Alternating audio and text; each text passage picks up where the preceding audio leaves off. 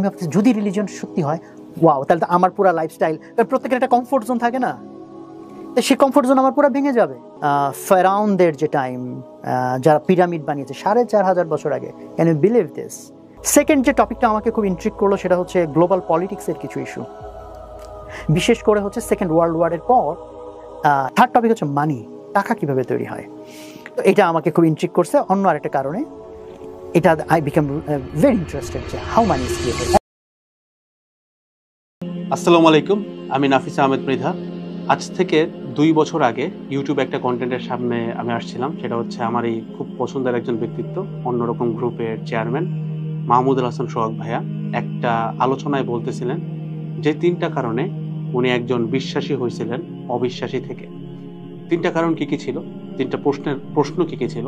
একটা প্রশ্ন ছিল হচ্ছে ইনফ্লেশন নিয়ে, অর্থাৎ এই যে মনিটারি সিস্টেম অথবা আর্থিক যে ব্যবস্থাটা, এটা নিয়ে। দ্বিতীয় প্রশ্নটা ছিল পিরামিড নিয়ে, এবং তৃতীয় প্রশ্নটা ছিল ওয়ার্ল্ড পলিটিক্স নিয়ে। তো আজকের এই ভিডিওটাতে আমি এই 3টা প্রশ্ন নিয়ে আলোচনা করব, এবং আপনারা যারা ওই ভিডিওটা দেখে আসছেন আপনারা জানেন যে সোহাগ ভাই কিন্তু ডিসকাশনটা ওপেন এন্ডেড রাখছিলেন, অর্থাৎ উনি 3টা প্রশ্নের কোনোটার উত্তর দেন নাই, উনি আমাদেরকে এক্সপ্লোর করার সুযোগ দিচ্ছেন। আমি প্রায় দীর্ঘ 2 বছরের অধিক সময় ধরে বলতে পারেন যে এটাকে নিয়ে আমি এক্সপ্লোর করছি, রিসার্চ করছি, কারণ এটা করতে আমি বাধ্য, এটা আমার নিজের ধর্মেরই বিষয়। আজকের এই ভিডিওটাতে আমি 3টারই ব্যাখ্যা দেওয়ার চেষ্টা করব আমার গ্লোব থেকে। প্রথমে যদি কথাবার্তা বলি ইনফ্লেশন নিয়ে, ইনফ্লেশন বা মুদ্রাস্ফীতি, ওনার প্রশ্নটা এরকম ছিল যে ধরেন আপনি আজ থেকে 5 বছর আগে ব্যাংকে 1 লক্ষ টাকা রাখলেন, যেটার ভ্যালু আজকে এসে 95,000 টাকা হয়ে গেল। প্রশ্নটা এইটা যে যদি ইনফ্লেশন হয়, সবাই তো টাকা হারাইছে, তাহলে আপনি 1 লাখ ছিল, এখন 95,000 হচ্ছে, 5,000 টাকা আপনি হারাইছেন। যদি সবাই হারায় তাহলে কারো না কারো গেইন করার কথা না? মানে লাইক ধরেন সবাই তার টাকাটা কমে গেল, তাহলে কারো না কারো টাকা তো বাড়ছে, টাকা তো আকাশে উবে যাওয়ার কথা না, রাইট? সো এইখানে তিনি বলছিলেন যে এটার সাথে বিশ্বাসের একটা ব্যাপার আছে। আমি আপনাকে একটু সহজভাবে জিনিসটা ভাঙ্গাই দিই যে ইনফ্লেশনটা আসলে কিভাবে কাজ করে। প্রথমে একটা প্রশ্ন নিজেকে আপনি আগে করেন যে আপনার কাছে যদি আজকে 1 লক্ষ টাকা থাকে এবং এটা যদি আপনি ব্যাংকে জমাইতে চান, এক ভার্সেস আপনি 1 লক্ষ টাকাকে গোল্ডে কনভার্ট করলেন, অ্যান্ড দেন গোল্ডটা যদি আপনি ব্যাংকে জমাইতে চান, খেয়াল করলে দেখবেন 1 লক্ষ টাকার উপরে ব্যাংক আপনাকে বেশ ভালো একটা ইন্টারেস্ট দিবে। কিন্তু যদি আপনি গোল্ড রাখেন, আপনাকে ব্যাংক কোনো ইন্টারেস্ট দিবে না, বরং একটা সিকিউরিটি চার্জ কেটে নিবে। আপনি এটার উত্তরটা কমেন্টে দেওয়ার চেষ্টা করবেন, ঘটনাটা আসলে কি ঘটতেছে, মানে কেন 1 লক্ষ টাকা আর 1 লক্ষ টাকার গোল্ড জিনিসটা তো একই, মানে মূল্যটা তো তখন একই, কেন টাকার উপরে ইন্টারেস্ট দিচ্ছে? অর্থাৎ ব্যাংক এটাও চাইতে পারতো যে টাকার উপরে ইন্টারেস্ট তো দূরের কথা, আমি তোমাকে 10 বছর তোমার টাকা আমি সেভ করে রাখবো, সো আমি সিকিউরিটি একটা ফি নিব। কেন এই সিকিউরিটি ফিটা সে টাকার ক্ষেত্রে নিচ্ছে না, বরং টাকা আরো বাড়ায় দিচ্ছে, whereas গোল্ডের ক্ষেত্রে সে সিকিউরিটি ফি নিচ্ছে এবং গোল্ড সে বাড়াচ্ছে না? সহজ একটা উত্তর দিয়ে দিই, আপনি কমেন্টে আপনার উত্তরটা দিতে পারেন, আমি আপনাকে একদম জাস্টিফাইড একটা অ্যান্সার দিই। দেখেন, ব্যাংক আসলে চাই না যে আপনি গোল্ডে কনভার্ট হন, অর্থাৎ আপনি গোল্ড সেভ করেন, কারণ আপনি যদি 2020 সাল থেকে 2025 সালের গ্রাফ দেখেন, টাকার ভ্যালু অর্ধেক হয়েছে, বাট গোল্ডের দাম ডাবল হয়েছে। শুধুমাত্র এটাই না যে গোল্ডের দাম ডাবল হয়েছে, তাহলে কি সমস্যাটা কি? আরো বড় সমস্যা আছে। আপনি যদি গোল্ড কারেন্সিতে মুভ করেন, আপনার গোল্ডের দাম বাংলাদেশে যা পাবেন, মানে গোল্ড দিয়ে আপনি বাংলাদেশে যা কিনতে পারবেন, ইউএসএ ইউকে যেখানে যান একই জিনিসই কিনতে পারবেন। অর্থাৎ আমরা সবাই যদি গোল্ড কারেন্সিতে, অর্থাৎ আমাদের নবী রাসূল সাল্লাল্লাহু আলাইহি সাল্লামদের আমলে যে কারেন্সিটা ছিল ওটা যদি ফলো করতে থাকি, তাহলে আমাদের নিজস্ব সম্পত্তি, নিজস্ব অর্থ, নিজের কষ্ট করা কামানোর টাকা, এটার উপরে কারো কন্ট্রোল থাকতো না। কিন্তু আপনি যদি সেই জিনিসটা টাকাতে করেন, আপনার টাকা কিন্তু কন্ট্রোলেবল। অর্থাৎ 1971 সালে আমেরিকার একজন প্রেসিডেন্ট নিক্সন একটা ল ক্রিয়েট করেন। তো আমি এটা এখনই ব্যাখ্যা করতেছি, খুব বেশি জটিল করবো না, আপনাদের জন্য সহজ করে দিচ্ছি। আপনি এটাকে আরো রিসার্চ করবেন, আমি এটা বিশ্বাস করি, কারণ আপনি যদি হেদায়েত চান, আল্লাহ আপনার কাছে হেদায়েত নিয়ে আসবেন। তো প্রথম দিকে যেটা ঘটনাটা ছিল, আমেরিকাতে একটা প্রাইভেট ব্যাংক ছিল যেটার নাম ছিল ফেডারেল রিজার্ভ ব্যাংক। ব্যাংকটা কার দ্বারা কন্ট্রোলড, এটা এই ভিডিও শেষে আপনি একা একাই উত্তরটা পেয়ে যাবেন। এটা একটা প্রাইভেট ব্যাংক, তবে এখন এই মুহূর্তে সারা বিশ্বের ব্যাংক হচ্ছে এই ফেডারেল রিজার্ভ ব্যাংক, অর্থাৎ ইউএস ডলার ছাপানো থেকে শুরু করে সবকিছুর এখতিয়ার অধিকার এই ব্যাংকটার আছে। অর্থাৎ আমাদের দেশে বাংলাদেশ ব্যাংক একটা সরকারি ব্যাংক, সে টাকা ছাপাচ্ছে, ঠিক আছে, কিন্তু সারা বিশ্বের টাকা যেটাকে আমরা ডলার বলি সেটা যে ছাপাচ্ছে সেটা কিভাবে একটা প্রাইভেট ব্যাংক হয়, অর্থাৎ একটা ব্যক্তিগত সম্পত্তি হয়? জিনিসটা ভাবার মতো জিনিস না? অ্যাকচুয়ালি 1971 সালের আগে পুরো পৃথিবীতে যে সিস্টেম ছিল সেটা হচ্ছে আপনার কাছে যতটুকু গোল্ড কারেন্সি আছে তার এগেনস্টে আপনি টাকা নিতে পারেন, তার এগেনস্টে আপনি ইউএস ডলার নিতে পারেন, এরকম ব্যাপারটা ছিল। অর্থাৎ আপনার নিজের সম্পত্তি আপনার নিজেরই ছিল, কারণ জিনিসটা গোল্ডের এগেনস্টে। ধরেন আপনার কাছে 100 কেজি গোল্ড আছে, এখন 100 কেজি গোল্ড ট্রাভেল করে নিয়ে যাওয়া যথেষ্ট জটিল। সেই 100 কেজি গোল্ডের এগেনস্টে আপনি একটা রিসিপ্ট নিতে পারতেন, যে রিসিপ্টে লেখা থাকতো যে এই রিসিপ্টের বাহক হচ্ছে 100 কেজি গোল্ডের মালিক, এবং আপনি রিসিপ্টটা যেখানে নিয়ে যান আপনি সেটার ভ্যালু উঠায় আনতে পারতেন। সেটা একটা বেশ কনভিনিয়েন্ট ওয়ে ছিল, যে ঠিক আছে এত ওয়েট জিনিসটা নেওয়া সম্ভব না, আমরা রিসিপ্টে কাজ করি। 1971-এ আমেরিকার একজন প্রেসিডেন্ট নিক্সন ডিসাইড করলেন যে আপনার কতটুকু গোল্ড আছে এটা এখন আর আমরা কাউন্টে আনবো না, এখন থেকে এই গোল্ড কারেন্সি সম্পূর্ণ উঠে যাবে, আমরা চিন্তা করব আপনার কতটুকু ইউএস ডলার আছে, সেইটার উপরে আপনি আপনার দেশীয় লোকাল টাকা ছাপাইতে পারবেন। আমার মনে হয় একটু জটিল হয়ে গেছে, আমি আপনার একটু ব্যাখ্যা করি। মনে করেন আপনার যদি মনে হয় বাংলাদেশ আজকে অফুরন্ত টাকা ছাপাইতে পারবে, ব্যাপারটা আসলে এরকম না। আপনি খেয়াল করবেন আমাদের একদম নিউজের একটা হেডলাইন থাকে যে আমাদের ফরেন রিজার্ভের অবস্থা আজকে এরকম, অর্থাৎ ফরেন রিজার্ভের বাংলা কি? ফরেন রিজার্ভ হচ্ছে একটা দেশের কি পরিমাণ ইউএস ডলার এই মুহূর্তে আছে। অর্থাৎ বাংলাদেশ যদি আজকে চায় 1000 কোটি টাকা ছাপাইতে, তাহলে তাকে এতটুকু মেকশোর করতে হবে যেন বাংলাদেশ ব্যাংকের কাছে ওই 1000 কোটি টাকার অনুরূপ বা সমপরিমাণ ডলার থাকে, ঠিক আছে? এটাই হচ্ছে ডলার স্ট্যান্ডার্ড যেটা নিক্সন দিয়ে গেছেন। বাট আগে এটা কি ছিল? আগে এটা এরকম ছিল যে আপনার কাছে যে পরিমাণ গোল্ড আছে সেইটার ভ্যালু অনুযায়ী আপনি টাকা ছাপাইতে পারবেন, ডলার ছাপাইতে পারবেন। এবং এখানে প্রবলেম যেটা হয়েছে, কেন আমাদের উপর কন্ট্রোল করতে তারা পারতেছিল না এবং কেন নিক্সন এই কাজটা করলো, এটার রিজন হচ্ছে গোল্ডের দাম সবখানেই এক। তো ধরেন আপনার কাছেও গোল্ড আছে, আমেরিকার কাছেও গোল্ড আছে, তো দুইটা ব্যক্তি দুইখানে সমান পরিমাণ ধনী হবে। যদি এই কাজটা করা যায় তাহলে তো আমেরিকা আমাদের উপরে সুপার পাওয়ার টানতে পারবে না। দ্যাটস ওয়াই তারা যেটা করলো, এই গোল্ড স্ট্যান্ডার্ডটাকে পুরোপুরি উঠাই দিল, বললো গোল্ড টোল্ড বুঝি না, তোমাদের ইউএস ডলার রাখতে হবে, তোমাদের ইউএস ডলারের এগেইনস্টে তুমি টাকা ছাপাইতে পারবা। এইবার হচ্ছে মেইন খেলাটা আসলো। দেখেন আমেরিকায় 1 ইউএস ডলার মানে 1 ইউএস ডলার, কিন্তু বাংলাদেশে 1 ইউএস ডলার মানে কিন্তু 1 ইউএস ডলার না। এটা কিন্তু টাকাটা যখনই আপনি কনভার্ট করেন, আপনি যদি উল্টা চিন্তা করেন টাকাকে ইউএসডি করলে আপনার ভ্যালু কিন্তু অটোমেটিক্যালি কমে যাচ্ছে। অর্থাৎ আপনি হয়তো বাংলাদেশে কোটি কোটি টাকার মালিক, এইটাই যখন কনভার্ট করে আপনি ইউএসএ তে যাচ্ছেন আপনি কিন্তু আর কোটিপতি থাকলেন না, বুঝতে পারছেন? অর্থাৎ ইউএস কারেন্সিতে কিন্তু আপনি কোটিপতি না, কিন্তু ওই ইউএসএ তে যে লোকটা কোটিপতি, যদি আগে গোল্ড স্ট্যান্ডার্ড থাকতো, সে যদি গোল্ডে কোটিপতি হইতো, দুজনের পাওয়ার কিন্তু সেম হইতো। কিন্তু যেহেতু গোল্ড স্ট্যান্ডার্ডটা উঠে গেল, এখন কিন্তু পাওয়ারটা আর সেম থাকলো না। তো 1971-এ নিক্সন একটা ল পাবলিশ করে আমেরিকার প্রেসিডেন্ট হিসেবে, যে এখন থেকে গোল্ড স্ট্যান্ডার্ড বলে আর কিছু নাই, এখন থেকে পুরো ব্যাপারটা আমরা ইউএসডিতে কাউন্ট করব। এবং ইউএসডিতে কাউন্ট করলে ওই একই লাভ, কারণ গোল্ডের দাম আপনি 19-20 করতে পারবেন না, করলে পুরো পৃথিবীরটাই করতে হবে। কিন্তু আপনি একটা স্পেসিফিক, ধরেন আপনার ভালো লাগতেছে না রাশিয়াকে, আপনি রাশিয়ার টাকার ভ্যালুটা কমায় দেন, সো অটোমেটিক্যালি দেশটা গরিব হয়ে যাচ্ছে। এই ক্ষমতাটা এস্টাবলিশ করার জন্য আমেরিকা এই কাজটা করে, এবং এই কাজটা করার পরেই এই ইভেন্টটাকে বলা হয় নিক্সন শক। নিক্সন শক মানে কি? এটা একটা শক, মানে জিনিসটা কি, এই ঘটনাটা ঘটানোর পরে ওই যে প্রাইভেট ব্যাংকটার কথা বলছিলাম শুরুর দিকে, ফেডারেল রিজার্ভ ব্যাংক, এই ব্যাংকের সম্পূর্ণ পাওয়ার, সম্পূর্ণ অথরিটি চলে আসে ইচ্ছা মতো টাকা প্রিন্ট করা। কারণ এখন আর গোল্ড রিজার্ভ বলে কোনো কিছু নাই, তারা ইচ্ছা করলেই 1 ট্রিলিয়ন 100 ট্রিলিয়ন ডলার ছাপাইতে পারে এবং যে কোনো একটা দেশের একটা নাগরিককে সম্পূর্ণ গরিব করে দিতে পারে। এখন একটা জিনিস আসতে পারে যে আমেরিকা তাহলে সুপার পাওয়ার হইলো কেমনে? এইটার উত্তর আপনি ওয়ার্ল্ড পলিটিক্স পার্টে পাবেন। আমি একটু পরেই আসবো, এটা আমি 3 নম্বরে উত্তরটা দিব, এরপরে আমরা চলে যাবো পিরামিডে।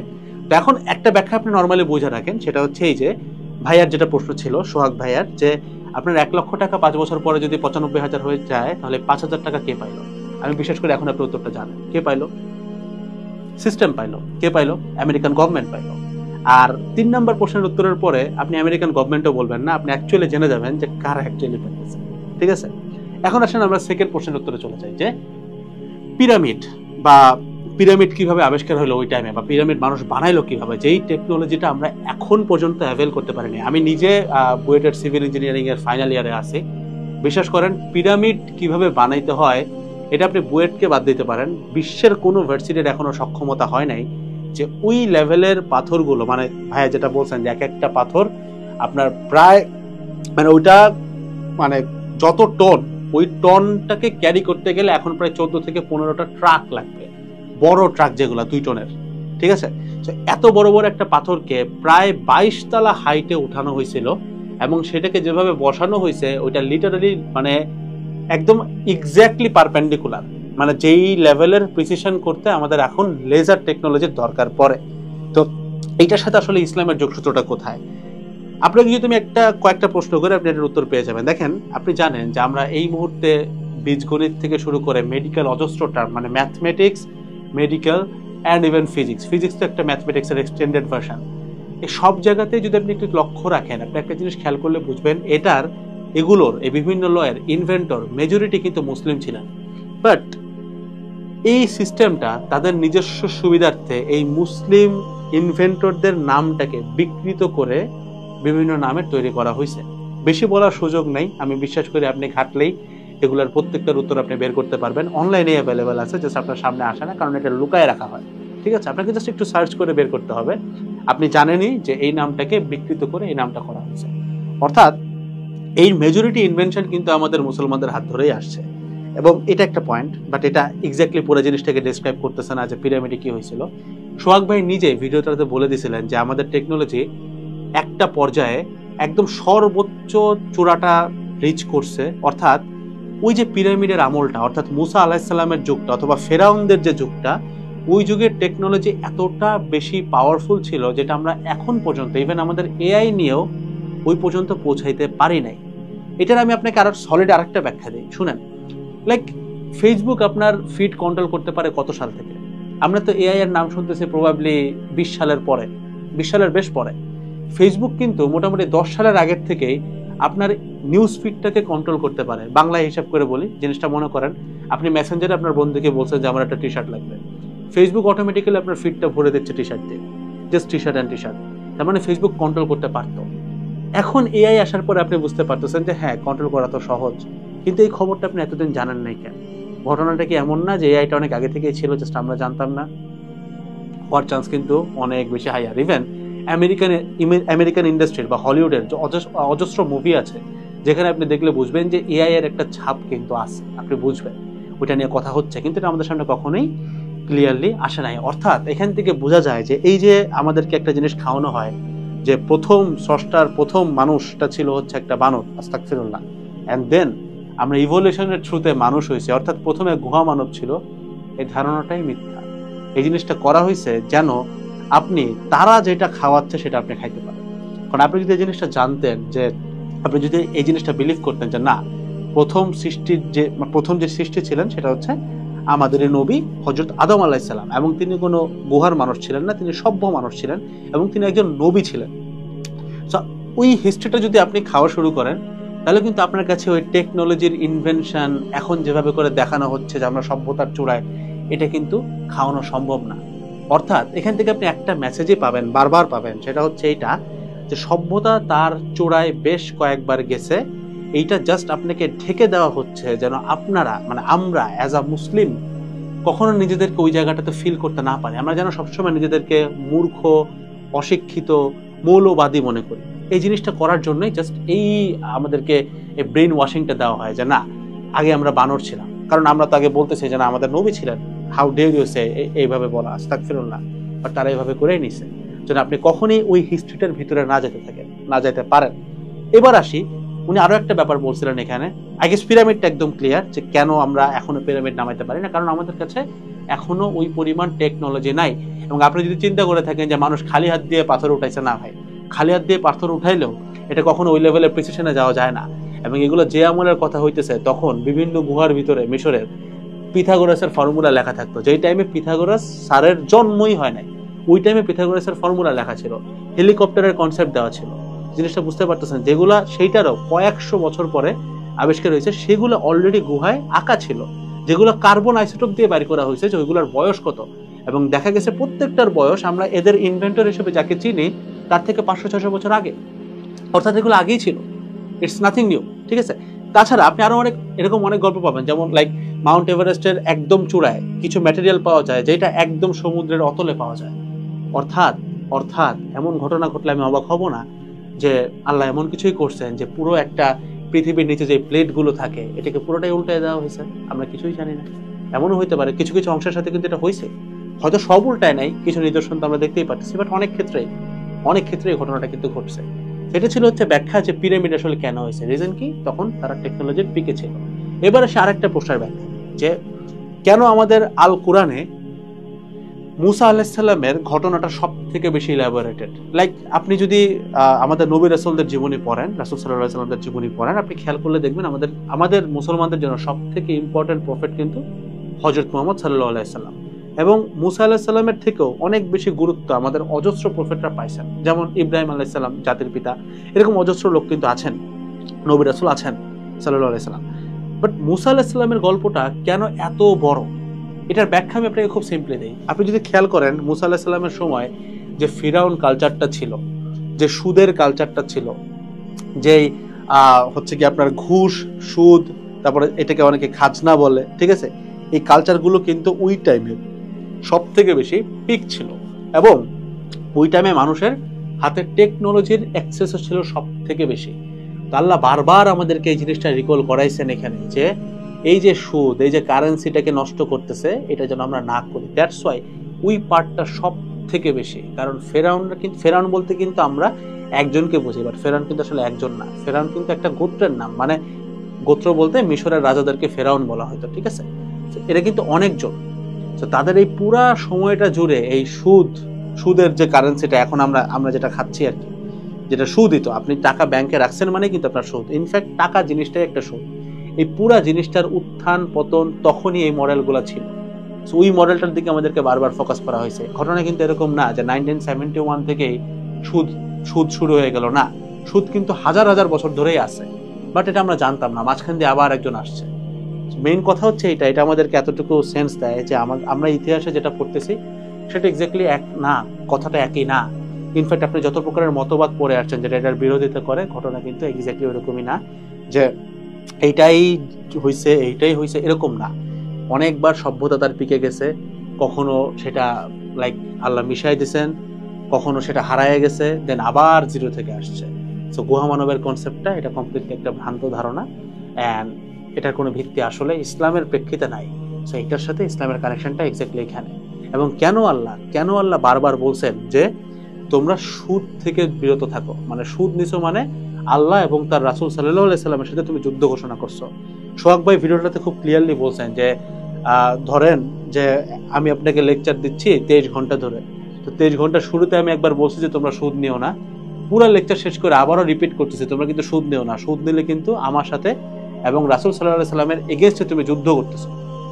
এই কথাটা বলার কারণ কি, তার মানে সুদকে উনি এতটা বেশি ইম্পর্টেন্স দিচ্ছেন যে এটা কুরআনের লাস্ট আয়াত, যদিও সেটা উনি মাঝখানে অনেকবার বলছেন। অর্থাৎ আমি যদি দুইটা প্রশ্নকে একসাথে একটা সুতায় আনতে চাই, আপনি এটুকু বুঝবেন যে সুদটা টাকা থেকে আসলো, এবং এই পুরো সুদটাই আমাদের এই পুরো হিস্ট্রিটাকে চেঞ্জ করতেছে, আমাদের পুরো লাইফস্টাইলকে চেঞ্জ করতেছে, আমাদের পুরো বিলিফকে চেঞ্জ করতেছে। টাকা থেকে কেমন সুদ আসলো আপনি একটা নর্মালি চিন্তা করেন, ইউএস ডলার ছাপানোর এখতিয়ার শুধুমাত্র পৃথিবীতে একটা ব্যাংকের আছে, যেটার নাম হচ্ছে ফেডারেল রিজার্ভ ব্যাংক।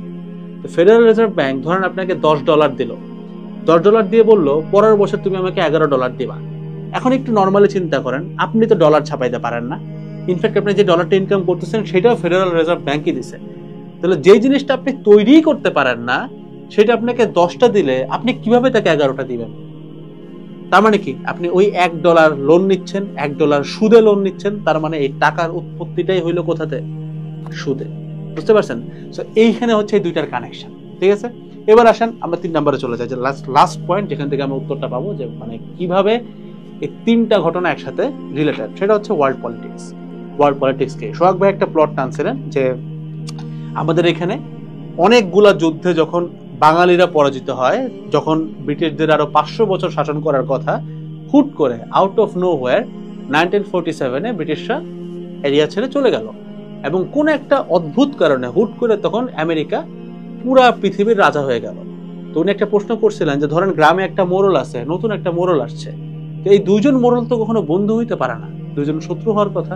তাহলে আমেরিকার ব্রিটিশ বন্ধু কিভাবে, এবং এখন পর্যন্ত তারা কিভাবে বন্ধু? এইটার ভিতরে মানে আপনি যদি এই প্রশ্নটার উত্তর বের করতে পারেন, আপনি পুরা ঘটনাটার উত্তর পেয়ে যাবেন। অর্থাৎ এটার উত্তর জানার পরে আপনি আপনার পক্ষে অবিশ্বাসে থাকা সম্ভব না। আমি উত্তরটাতে চলে যাচ্ছি। আমি পুরা একদম এক্স্যাক্টলি নাম ধরে বলার সুযোগ নাই, আমি এভাবে করে বলবো না। ওইটুকু বের করার দায়িত্ব আমি আপনাদের উপর ছেড়ে দিচ্ছি। আপনি আল্লাহর কাছে হেদায়েত চাইলে আপনি পাবেন। তবে আমি আপনাকে ইনাফ হিন্টস দিয়ে দিব, যে হিন্টস গুলো আপনি ইউজ করলে ঠিক এই পর্যন্ত পৌঁছাতে পারবেন, কারণ আমি নিজে পৌঁছেছি। 1700 শতাব্দী এবং 1800 শতাব্দীর মাঝখান বা শুরুর দিকটাতেই, মানে এরকম একটা অ্যাপারেন্ট টাইমে একটা বংশের উদ্ভব হয়, মানে একটা বংশ খুব বড়লোক হয়ে ওঠে, যেটার নাম হচ্ছে রথচাইল্ড। এই রথচাইল্ড বংশটায় 5টা সন্তান ছিল, মানে বাবার 5টা সন্তান ছিল, এবং তাদের এত বেশি প্রভাব প্রতিপত্তি ছিল যে তারা পুরা ওয়ার্ল্ড ইকোনমিটাকে কন্ট্রোল করার এখতিয়ার রাখত। তার যে 5টা সন্তান, এই 5টা সন্তানকে সে বিভিন্ন মহাদেশে প্রেরণ করে, এবং তাদের কাজটাই থাকে ওই রথচাইল্ডের মোরালিটিটাকে স্প্রেড করা। আচ্ছা, তাদের মোরালিটিটা ছিল কি? আসলে আমি একটু ব্যাখ্যা করে দিই, খুব ইজি ব্যাপার। সেটা হচ্ছে এই যে মুসলিমের যে বিলিফটা, মানে আমাদের যে কোর বিলিফটা, সেটার কমপ্লিট এগেইনস্টে তাদের মোরালিটিটা সেট করা ছিল। লাইক ধরেন মিউজিক, সুদ, ফিয়াট কারেন্সি, লোন দেওয়ার কনসেপ্টটা, মানে ওটার সাথে সুদের কনসেপ্ট মেলানো থেকে শুরু করে, মানে টোটাল সিস্টেমটাকে ডিসরাপ্ট করার জন্য যতগুলা এলিমেন্ট দরকার, ইনফ্যাক্ট ইভেন ইলুমিনাতি পর্যন্ত, অর্থাৎ যেটাকে আমরা স্যাটানিজম বা শয়তানের পূজা বলি, সেই কনসেপ্টটা পর্যন্ত তারা বিভিন্ন জায়গায় ছড়ায় দেয়। এবং এই তাদের এজেন্ডাটাই ছিল যেন কখনোই পৃথিবীতে মুসলমানদের সংখ্যার আধিক্য না ঘটতে পারে। তারা যেন ধীরে ধীরে হয় কনভার্ট হয়ে যায়, অথবা তারা যেন নাস্তিক হয়ে যায়, অথবা তারা যেন সেকুলার কিংবা অ্যাগনস্টিক হয়ে যায়। এবং এই ঘটনাটাকে আরো বেশি প্রবল করার জন্য তারা অনেকগুলো কনসেপ্টের উত্থান ঘটালো, যেমন ধরেন এলজিবিটিকিউ, যেমন ধরেন ফেমিনিজম, এরকম আরো হাজার হাজার কনসেপ্ট আছে যেগুলো তারা এইটার ভিতরে দিয়ে দিছে, রেসিজম থেকে শুরু করে, যেন আমরা এগুলা নিয়ে ফাইট করতে থাকি। এন্ড মাঝখান দিয়ে তারা আস্তে আস্তে করে কনভার্সনের কাজ চালাবে। যদি আপনি রথচাইল্ড নিয়ে জাস্ট একটু পড়াশোনা করতে পারেন ডিপে, আপনি বুঝে যাবেন ঘটনাটা আসলে কোথায় ঘটছে। একটু সামনের দিকে আমি আরেকটু কানেক্ট করে দিই আপনাকে। এই রথচাইল্ড, আপনি একটু জিনিসটা বুঝেন, যখন পুরো পৃথিবীর মুসলমানরা জানা শুরু করতেছে যে আমাদের মেইন শত্রুটা রথচাইল্ড, তখন কিন্তু তার অ্যাটাক হওয়ার চান্স অনেক বেশি। অর্থাৎ আমরা কিন্তু ইসলামের স্বার্থে অবশ্যই চিন্তা করবো যে তার এগেইনস্টে আমরা কি করতে পারি। দ্যাটস ওয়াই যে সিস্টেমটা এটাকে রান করতেছে, তাদের মাথায় অবশ্যই এটা আসার কথা যে এই রথচাইল্ডকে আমাকে হাইড করতে হবে, অর্থাৎ পুরো বিশ্বর কাছে জিনিসটাকে ঘোলাটে বানাইতে হবে। অর্থাৎ কেউ যেন বুঝতেই না পারে যে কে আসলে এই জিনিসটার উত্থান করলো, কে আসলে অ্যান্টি ইসলামিক কাজকর্মগুলোকে প্রমোট করতেছে। এটার কারণে তারা যেটা করলো, জাস্ট কিছু না, 100 বছরের মাথায় এই রথচাইল্ডের ক্ষমতাটা তারা আস্তে আস্তে কমানো শুরু করলো, এবং বিভিন্ন আরো ডিফারেন্ট নামের বিভিন্ন এরকম বংশীয় মর্যাদা সম্পন্ন, বংশীয় পাওয়ারফুল লোকজন কিংবা বিভিন্ন দেশের গভর্নমেন্ট, এদেরকে এখানে বসানো শুরু করলো। অর্থাৎ তারা জাস্ট ওই অ্যাটাকটাকে কনফিউজিং বানানোর ট্রাই করলো, যে তুমি কাকে অ্যাটাক করবে, এখন তো সবাই এরকম হয়ে গেছে, কয়জনকে অ্যাটাক করবা, ঠিক আছে। এই কাজটা করার মাধ্যমে তারা এই জিনিসটাকে এমন ভাবে বানায় ফেললো যে আপনার এখন দেখলে মনে হবে যে আচ্ছা, হু ইজ মাই এনিমি, আপনি জানেনও না, হয়তো আপনার পাশের লোকটাই আপনার এনিমি, বাট আপনি জানেন না। দাজ্জালকে আপনি জানেন না, হয়তো আপনার সাথেই আছে, জাস্ট আপনি জানেন না। সো এই যে ঘটনাটা, এটা আমি একটা প্রতীকী স্বরূপ ইউজ করতেছি, যে রথচাইল্ড দেন হাইড করে ফেলা। সো এই যে ব্রিটিশ, এই যে আমেরিকা, এই যে ইন্ডিয়া, যত কিছু দেখেন, এগুলো হচ্ছে জাস্ট কিচ্ছু না, পাপেট। অর্থাৎ টোটাল সিস্টেমটা দুইটা ভাগে বিভক্ত, একটা ভাগ মুসলিম, আরেকটা ভাগ আপনি গবেষণা করে বাইর করবেন, এটা আপনার দায়িত্ব। এই দুইটা ভাগের মধ্যে মুসলিমের রিপ্রেজেন্টেটিভ এই মুহূর্তে এরকম খুব একটা পাওয়ারফুল নাই, তবে হ্যাঁ আলহামদুলিল্লাহ অনেক আলেম আছেন। তবে এই যে সিস্টেমের যে আরেকটা রিপ্রেজেন্টেটিভ, যেটা আমি বললাম, মানে একটা তো মুসলিম আর একটা হচ্ছে সিস্টেম, এই সিস্টেমের রিপ্রেজেন্টেটিভ গুলো এখন অতিরিক্ত পাওয়ারফুল। এবং এই ঘটনা খুব সম্ভবত, এরা অনেক আলেমরাই বলেন যে এটা খুব সম্ভবত ইমাম মাহাদির জামানা পর্যন্ত এরকমই থাকার চান্স আছে। আস্তে আস্তে জিনিসটা চেঞ্জ হবে, বাট পুরাটা চেঞ্জ হবে ইমাম মাহাদির আবির্ভাবে, তার আগ পর্যন্ত এমনই থাকবে। এই যে মুসলিম, তারা তো গেলই, তারা তো আছেই। আরেকটা যে পার্ট, সিস্টেমের পার্ট, এরা নিজেদেরকে লুকায় রাখার জন্য, নিজেরা যেন কখনোই আমাদের সামনে না আসে, যেন তাদেরকে কেউ অ্যাটাক না করে, তাদের এগেনস্টে কেউ যায়, তারা অনেক সময় এক একটা পাপেট ইউজ করে। কখনো তারা ব্রিটিশকে ক্ষমতা দেয়, কখনো তারা আমেরিকাকে ক্ষমতা দেয়, কখনো তারা রাশিয়াকে ক্ষমতা দেয়। এই কারণে আপনি খেয়াল করলে দেখবেন যে আমরা কিন্তু সবসময় কনফিউজড। আমরা মনে করতেছি যে আচ্ছা ঠিক আছে, হুট করে আমেরিকা আসলো, সেকেন্ড ওয়ার্ল্ড ওয়ারে তারা যুদ্ধে ওয়েপন বিক্রি করে অনেক বড়লোক হয়ে গেল। বাট শুধুমাত্র বড়লোক হলেই তো ক্ষমতা পাওয়ার কথা না। এবং ব্রিটিশ যখন দেখতেছে আমার সামনে দিয়ে আমেরিকা এত বড় হয়ে যেতেছে, তখন তো একটা যুদ্ধ লাগার কথা। যুদ্ধটা কেন লাগলো না? যুদ্ধটা না লাগার একটাই কারণ, সেটা হচ্ছে তারা প্রত্যেকে উপরে আরেকটা জায়গায় কন্ট্রোল, যেটাকে আমরা সিস্টেম বলি, এবং তারা চাইলেও এই সিস্টেমের এগেনস্টে যাবে না। এবং এই সিস্টেমটা মেকশোর করে যেন প্রতি 50 থেকে 100 বছর পর পর এই মেইন ক্ষমতাটা চেঞ্জ হতে থাকে। কারণ ধরেন আমেরিকা যদি প্রায় 500 বছর ধরে এই সুপার পাওয়ার হয়ে থাকে, তাহলে সবার টার্গেট কিন্তু আমেরিকা হয়ে যাবে। একটা পর্যায়ে দেখবেন যে আমেরিকার সাথে অনেক দেশের সম্পর্ক খারাপ হবে, যেমন এখনই দেখতে পারতেছেন আমেরিকার সাথে কিন্তু অনেকেরই সম্পর্ক খারাপ হওয়া শুরু করতেছে, তাই না? সো ঘটনা যেটা ঘটবে, আমেরিকাকে সবাই একটা পর্যায়ে অ্যাটাক করবে বা তাকে সহযোগিতা করা বন্ধ করে দেবে। যার কারণে আপনি খেয়াল করবেন প্রতি 50 বছর, 100 বছর, 200 বছর পর পর এই ক্ষমতাটা চেঞ্জ হয়। যেমন 200 বছর ব্রিটিশ শাসন করলো, দেন হুট করে আপনি জানেন না কেন আমেরিকা চলে আসলো। আবার এখন আমরা শুনতেছি যে কোনো টাইমে চায়না নাকি সুপার পাওয়ার হয়ে যাবে। এগুলো কেন করতেছে? যেন আপনি কখনো আপনার ওই টার্গেটটা ফিক্স করতে না পারেন, যে কাকে আমার টার্গেট করা উচিত, কার এগেনস্টে আমার নফসের যুদ্ধটা হবে, কার এগেনস্টে আমার জিহাদটা হবে। এটা যদি আপনি না বুঝতে পারেন, দ্যাটস ওয়াই তারা বারবার এই পাওয়ার শিফটিং এর খেলাটা খেলে। এবং এই পুরা জিনিসটা এখন যদি আপনি সামারাইজ করেন একটা সূত্রে গাথা, সূত্রটা হচ্ছে পুরা ওয়ার্ল্ড পলিটিক্স, পুরা ওয়ার্ল্ডের মোরালিটি, সবকিছু, পপুলেশন থেকে শুরু করে লিডারশিপ অ্যান্ড ফিনান্স, পুরোটা দুইটা ভাগে বিভক্ত। এক হচ্ছে মুসলিম, আর একটা হচ্ছে সিস্টেম। সো এই দুইটার মধ্যে যুদ্ধ হচ্ছে, এবং এই দুইটার মধ্যে যুদ্ধের ক্ষেত্রে মুসলিমদেরকে অপ্রেস করার জন্য এই সিস্টেমটা বিভিন্ন প্রকারের ফোন দিয়ে আটে। যেমন ইতিহাস মুছে ফেলা থেকে শুরু করে, ফিয়াট কারেন্সি আনার থেকে শুরু করে, মানে যে মুদ্রাস্ফীতির যে কনসেপ্ট, যেন আমরা গরিব হয়ে যাই, থেকে শুরু করে ওয়ার্ল্ড পলিটিক্সে বারবার একজনের উত্থান পতন দেখানো, যেন আমরা সবসময় কনফিউজ থাকি। এবং এই কনফিউশনের মাঝখানে আমরা যেন মিউজিকে লিপ্ত হই, আমরা যেন বিভিন্ন অদ্ভুত কনসেপ্টে লিপ্ত হই, যেমন LGBTQ, এইটা যেটা কখনো ছিলই না, যেন মাঝখান দিয়ে আমরা আস্তে আস্তে ধীরে ধীরে আল্লাহ এবং তার রাসূল সাল্লাল্লাহু আলাইহি সাল্লাম এবং ইসলাম থেকে অনেক দূরে সরে আসি। That's all about the whole thing. আমি বিশেষ করে আপনি 3টা জিনিসের উত্তর পেয়ে গেছেন। আমার জন্য দোয়া করবেন যেন এই ধরনের আরো ব্যাখ্যা বিশ্লেষণমূলক ব্যাপার আপনাদের সামনে আনতে পারি। অবশ্যই চ্যানেলটাতে সাবস্ক্রাইব করে রাখবেন। আসসালামু আলাইকুম সবাইকে।